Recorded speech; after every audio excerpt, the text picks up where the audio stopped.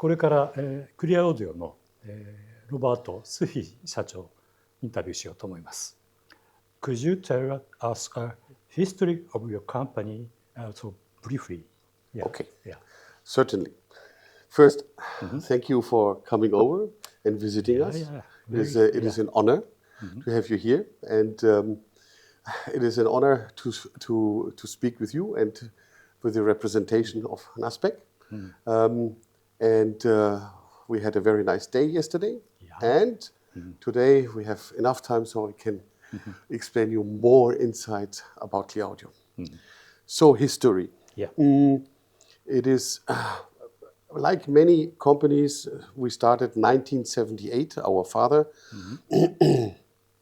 he was playing music as well, and he was buying his first hi-fi system, big Clipshorn corner speakers, big. I think it was a Philips integrated tube amplifier. I think, and he set everything up, and he was disappointed of the music result. So that's when he started reading books about crossover, about speaker design, and amplifier design. And then he started building his own speaker. And then he started building speaker for his friends. And his friends say, hey, this speaker is really good. You should make a company.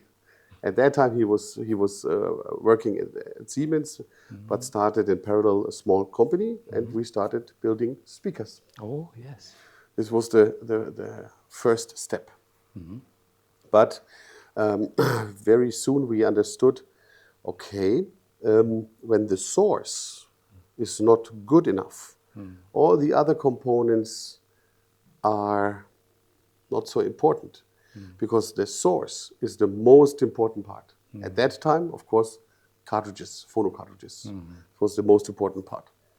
So we went into cartridge design, and there we have the first patent in 1980,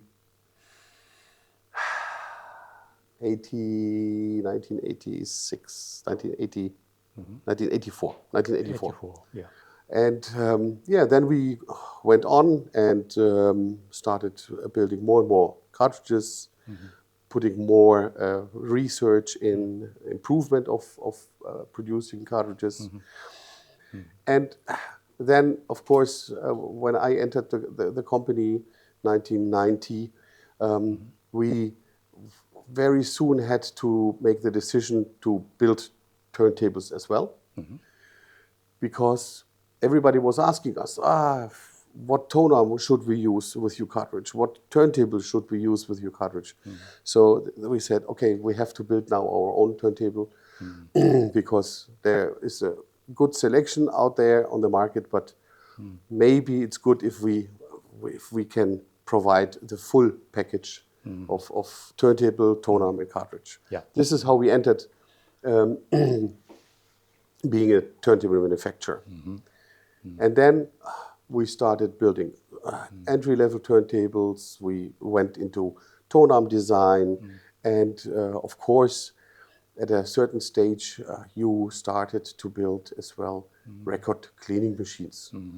And with all this, we started doing accessories. And this is when the company was growing and growing to a certain size. And today, we have even expanded that we are an OEM manufacturer. We produce turntables now for other brands, tone arms, cartridges, and we have our own line. So today we are 47 years old. 47 years, almost yes. 50 years. Almost 50 years. In 3 years, there will be a big party. Please, please, you must come then. And we are here in Erlangen, and this is now our main building with R&D and cartridge manufacturing, toner manufacturing, turntable manufacturing. We have our CNC manufacturing here and OEM manufacturing, and outside we have one more CNC factory and one more warehouse. And it's about 50 people working for Clear Audio now. And it's a family business.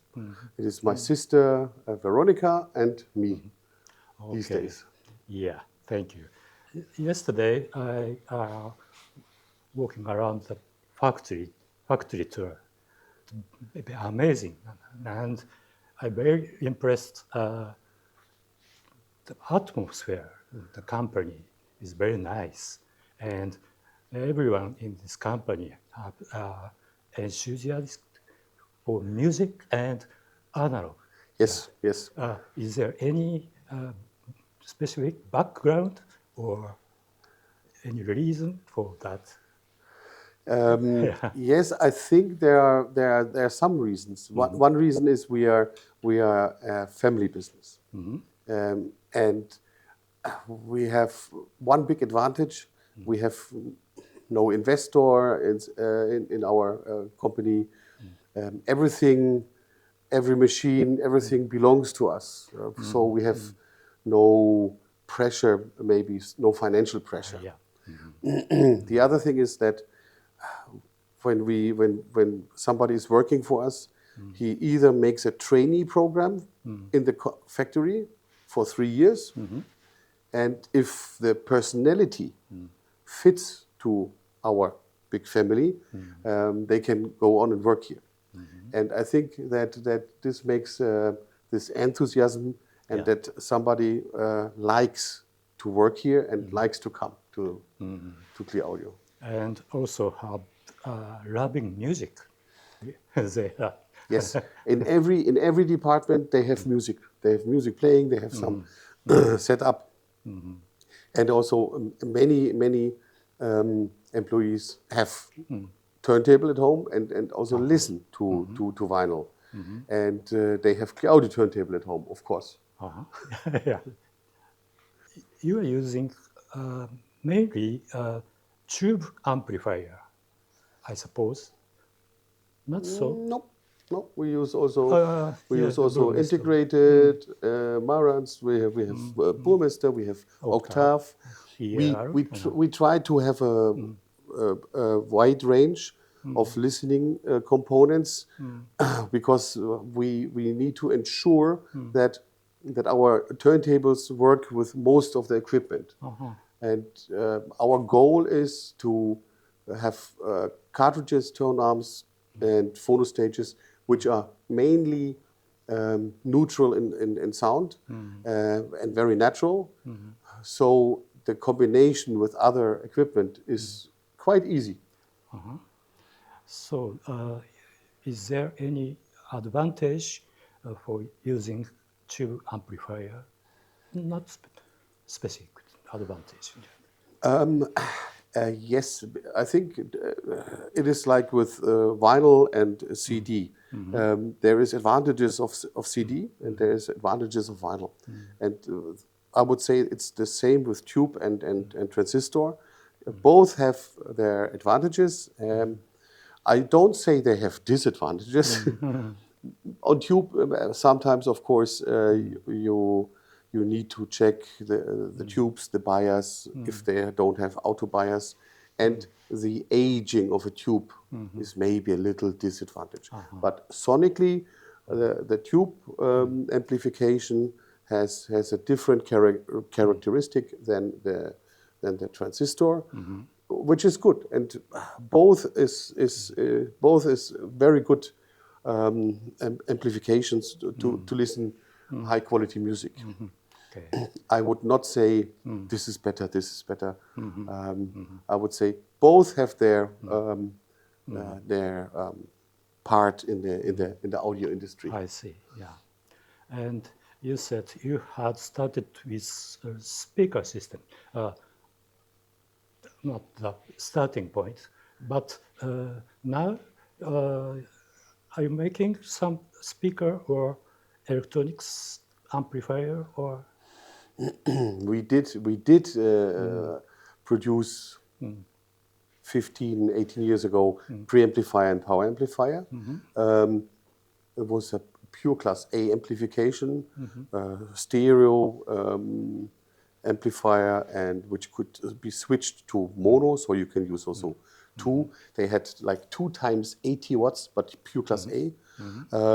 We had been even successful with this, but our focus was never the real amplification, because you need also to go into speaker design again when you go with amplification to have a full system, full lineup. Currently, we are in the lucky position. We have a lot of work, and still we have a lot of projects in the future in the analog sector, and we don't want to grow anymore, because the size of the company is really good. We have everything under control, and when you go to a certain size, you need to make certain steps and decisions, like you need to make a certain turnover, and you need to have more pressure. And I think we like to be free and to have a little flexibility in what we do. So I'm sure there will be electronics coming in the future, because we produce phono stages, and the markets are changing. I think a nice turntable, maybe complete, integrated with amplification, Bluetooth, streaming. This is something, of course, we have to think about in the future as well. Yes. Okay. And so there will be, for sure, products coming out with preamp and amplification and integrated amplifiers, but I can't tell you when. There's no official plan. Yeah, okay, I see. And I would like to ask you about the philosophy of your company or yourself for making products. It's the basic and important things. Our philosophy is take the best, make it better, and then it's just good enough. This is one of our slogans, but it's much more to it even, because when you, as I said in the beginning, the passion which you bring into the products. Today, of course, we have a responsibility for employees, and the products which we produce, which we first design and then produce, need to be of good quality. We cannot, and we don't want to produce products for the mass market or to reach certain low price targets. This is not our goal, because you need certain materials and technologies in order to have a certain minimum sonic result. So therefore, we are lucky, because when we introduced the entry-level moving magnet cartridge at €100 retail, this is something where we go in very big numbers in production, and to try to make something good but affordable. But this is not easy, and it is with a big investment for tooling and so on. But still, this is done with passion and quality, and we cannot go under a certain value of quality, because this is not our soul and our passion. So we try as well to have our employees that they whenever they build something, that they put also their effort into the product, that it's at its best, either from the manufacturing point or from the sonic point, which is not easy always. Oh, yeah. And you have made some vinyl LP for audiophile or music lover. Why started this project? We started. When? From when? Yeah. Yes, this is a very good question, and the history has shown when 1985, 86, 87, when the CD came on the market, vinyl had been pushed out of the stores. Of course, the record industry said, "Hey, it's smaller, it's cheaper in production, it's more convenient. You can even do a scratch. It's cheaper in transportation, warehouse. You need much less space." So at that time, you could see that vinyl is disappearing. And only the audiophile, of course, still going with vinyl. So we said, okay, we need to start producing vinyl in order to provide this also to our customers worldwide. And this is when we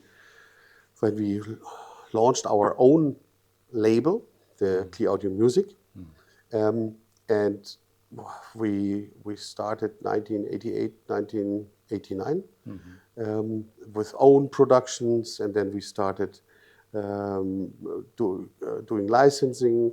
We then had a very good collaboration with Deutsche Grammophon. Yeah, we did a lot of reissues there.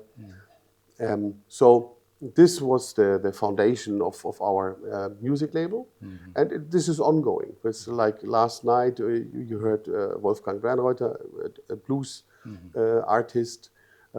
He's also an artist on our label.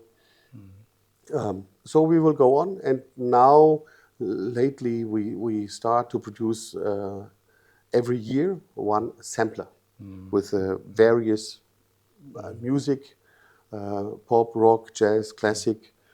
So this is like an assortment where we have a very good cooperation with another music company in order to give a wide range of music to the audience. Yeah. And one question is, Deutsche Grammophon has choose your company, or your company, or you choose Deutsche Grammophon? Which one? We choose Deutsche Grammophon. We had a very good contact with Mr. Heinz Wildhagen, who was formerly a recording engineer for Deutsche Grammophon, living here very nearby. So there was a connection, and we had the opportunity to come together with Deutsche Grammophon. And at that time, Deutsche Grammophon was not interested in bringing out LPs. So for them, it was like a bonus.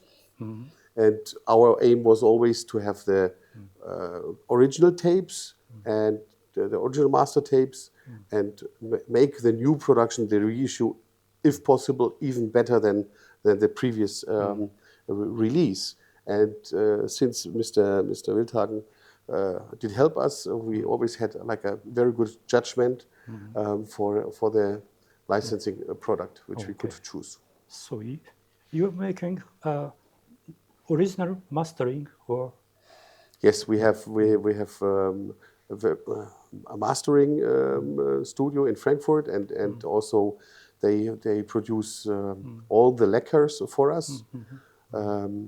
Mr. Krieger, Daniel Krieger, very good, an old friend from us, and also his aim is to make the best possible master and lacquers, because he knows that whatever is in the master later brings the quality up.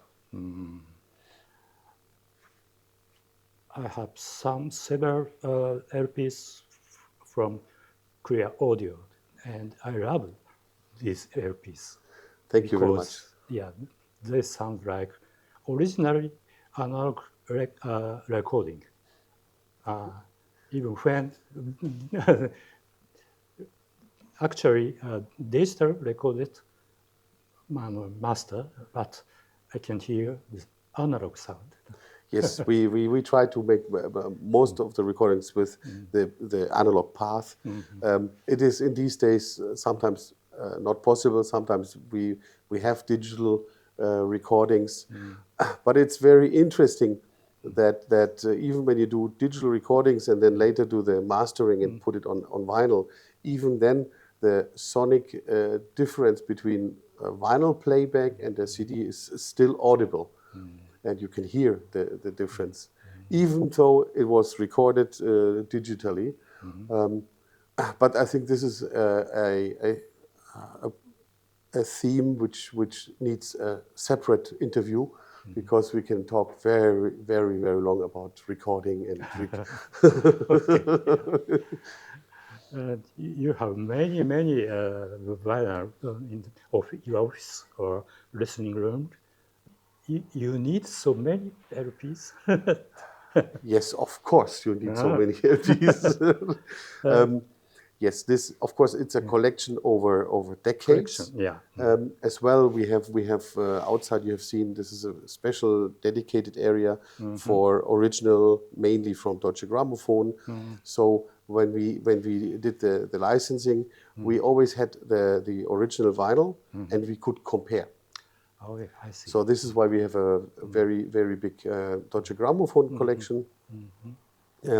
As well, it is always nice to have a variety of music in your showroom, because sometimes we have school classes which come here and they listen to different music. So what we do is we play on the sound bar, we play Ed Sheeran from a digital format, and then we have a little setup, and we play a CD, and then we have another setup with a vinyl with the same song, so that they can see the differences between MP3, CD, soundbar, for kind of education, and this needs a big variety of vinyl. We have customers coming here. They like jazz, and it's always nice because you encounter and you have the possibility always to listen to some new and other music, and the music archive which we have is quite big. And of course, you have maybe some beloved records where you say this is one of my favorite records, but always there's a new record coming, and it is like a archive where you're happy that you have this record in your collection as well.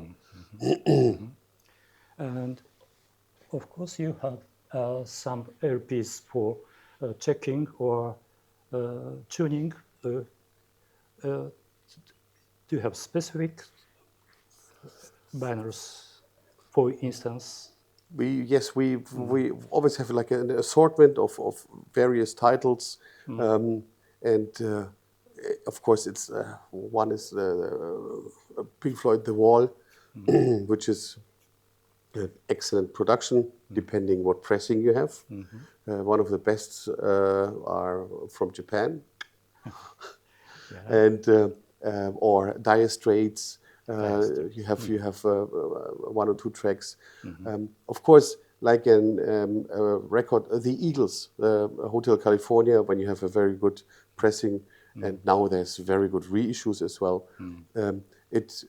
Every recording gives you a certain impression, and you know how the recording either was done or how it needs to sound, and this is where you can qualify for the product or for the setup which you're listening to. So you know certain records, you know how they need to or have to sound, and this gives you the possibility to judge if this product or setup is going in the right direction, or maybe needs some improvements or fine tuning. Okay.